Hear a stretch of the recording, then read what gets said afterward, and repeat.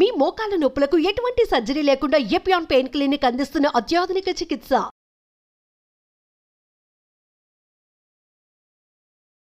Hello అండి, నేను doctor మోహ శ్రీనివాస్ అండి. సో ఇవాళ మనం రొటీన్గా చేసే మెడికల్ వీడియోస్ కాకుండా ఇవాళ మనం మాట్లాడబోయే అంశం ఏంటంటే, నేను కొన్ని 2 దిగ్భ్రాంతికరమైనటువంటి వార్తలు వినాల్సి వచ్చింది. ఒకటి, నాకు గురుతుల్యులు అనేటువంటి అమెరికన్ డాక్టర్ ఒక ఆయన, డాక్టర్ డిమిట్రీ అని, ఆయన న్యూజెర్సీ హాస్పిటల్లో ఆయన ప్రాక్టీస్ చేస్తారు. ఒక రకమైనటువంటి గుండె యాంజియోప్లాస్టీలో గండడు లాంటి వాడు. సో ఆయన చెయ్యలేని యాంజియోప్లాస్టీ లేదు. ఎంత కష్టతరమైన యాంజియోప్లాస్టీ అయినా చెయ్యగల సమర్థుడైనటువంటి ఆయన చూసి ఆశ్చర్యపోయి ఆయనతో మాట్లాడి, నేను అమెరికా వస్తాను మీతోటి నేర్చుకోవడానికి మీ దగ్గర అని అడిగాను. ఆయన భారతదేశం వచ్చినప్పుడు ఆయన నాకు అడ్రస్ ఇచ్చి, ఆయన మెయిల్ అడ్రస్ ఇచ్చి, నువ్వు వచ్చే ముందు నాకు 3 నెలల ముందు చెప్పు, నేను నీకోసం కేసులు పోగు చేసి పెడతాను, అర్థం కలిసి చేద్దాం అన్నాడు. సో ఈ సెప్టెంబర్లో అమెరికాలో వెళ్దాం ఆయన దగ్గరికి అనుకుంటూ ఉన్నాను. ఆయన వయసు 53 సంవత్సరాలు. నిన్ననే నాకు అప్పుడు మెసేజ్ పెట్టారు, డాక్టర్ డిమిట్రీ గారు ఇంట్లో ఉండగా సడన్గా చనిపోయారు అని చెప్పేసి. నేను షాక్ తిన్నాను. నేను ఆయనతో మెయిల్ పెట్టుకుని నేను 3 నెలల్లో ఆయన దగ్గరికి వెళ్ళాల్సిన వాడిని. నేను చెప్పినటువంటి అతి అద్భుతమైనటువంటి యాంజియోప్లాస్టీలు చేసే కార్డియాలజిస్ట్, కానీ ఆయన జీవితాన్ని ఆయన కాపాడుకోలేకపోయారు ఒక రకంగా. రెండవది, నిన్న జరిగినటువంటి విమాన దుర్ఘటన. చూడండి, విజువల్స్ చూస్తుంటే మనందరికీ చాలా షాకింగ్ అనమాట. అది బాధ కూడా కాదు, షాక్ తినేటటువంటిది. ఆ ప్లేన్లో ఉన్నటువంటి 242 మంది ప్యాసింజర్సే కాకుండా కనీసం ఒక 65 మంది స్టూడెంట్స్, పాపం అదేళ్ళు ఒక మెడికల్ కాలేజీ మెస్ మీద మధ్యాహ్నం 1:30కి అందరూ కూర్చొని భోజనం చేస్తున్నారు. భోజనం చేస్తున్న వాళ్ళు ఎంబీబీఎస్ స్టూడెంట్స్, వాళ్ళు చాలామంది హౌస్ సర్జన్స్. చచ్చిపోతున్నారు అనుకుంటారు చెప్పండి. చూసినట్లయితే సగం తిన్న ప్లేట్లు కనిపిస్తున్నాయి అక్కడ మనకు వీడియోల్లో.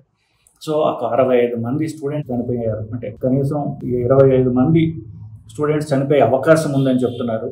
ఇప్పుడు దాకా డాక్యుమెంటెడ్ అయితే 5 మంది ఎంబీబీఎస్ స్టూడెంట్స్, పాపం ఒక పోస్ట్ గ్రాడ్యుయేట్ స్టూడెంట్, ఒక సీనియర్ డాక్టర్ వైఫ్, 7 మంది కన్ఫర్మ్ డెడ్.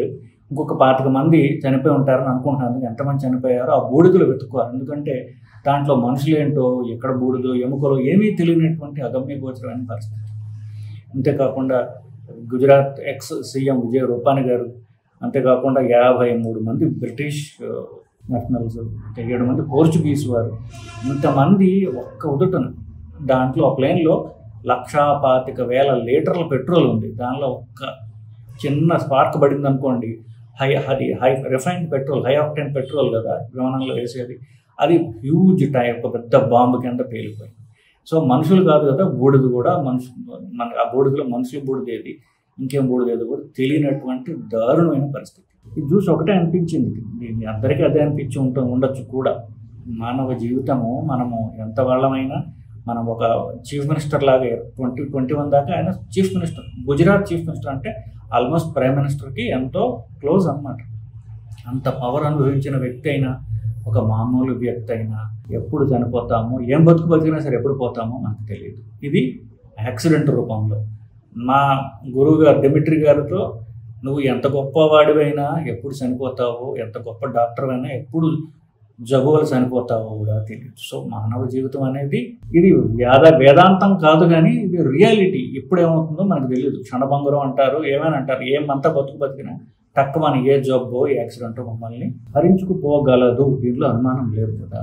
మనం చేయగలిగింది ఏంటి? వీటిల్లో చేయగలిగింది ఏంటంటే, జబ్బు విషయం వరకు వస్తే కాస్త హెల్త్ ఇన్సూరెన్స్ పాలసీలు చేయించుకోవడం మంచిది. సో ఎవరికి తోచినంత దాంట్లో కొంతవరకు అయినా సరే మీరు హెల్త్ ఇన్సూరెన్స్ పాలసీలు చేయించుకుంటే సడన్ ఎమర్జెన్సీలు వస్తే హాస్పిటల్కి వెళ్తే మీకు అది తట్టుకోగలరు. ఇప్పుడు జబ్బుతో పాటు ఫైనాన్షియల్ ప్రాబ్లమ్స్ కూడా వస్తే ఇంకా కష్టం కదా. అది ఒకటి. హెల్త్ ఇన్సూరెన్స్ పాలసీలు చేయించుకోవడం చాలా అవసరం అండి. నేను ఆ పాలసీ ఈ పాలసీ అని చెప్పను, మంచి చాలా కంపెనీలు ఉన్నాయి. మీరు లోకల్గా ఎంక్వైరీ చేసుకొని మంచి హెల్త్ ఇన్సూరెన్స్ పాలసీ కూడా తీసుకోండి. రెండవది, యాక్సిడెంట్లు అనుకోండి, అది మన చేతుల్లో లేదు, కానీ మనం పోతాం.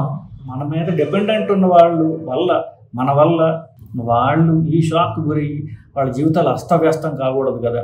మన పిల్లలు కావచ్చు, భార్య పిల్లలు కావచ్చు, ఇంకెవరైనా. సో అందుకని ఒక లైఫ్ ఇన్సూరెన్స్ పాలసీ కూడా చేసుకోవడం అనేది ఎంతో అవసరం.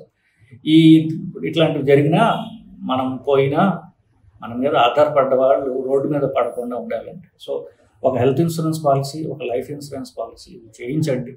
చేయించి అంటే ఇట్లాంటి ఈ షాకులు ఉన్నాయి చూసారా, మనం వినడానికే షాకింగ్గా ఉంది, మనకు జరిగితే ఇంకేంటి పరిస్థితి. సో ఈ రెండింటి నుండి కాపాడుకోవడానికి ఏమాత్రం చేయమని నా మనవండి.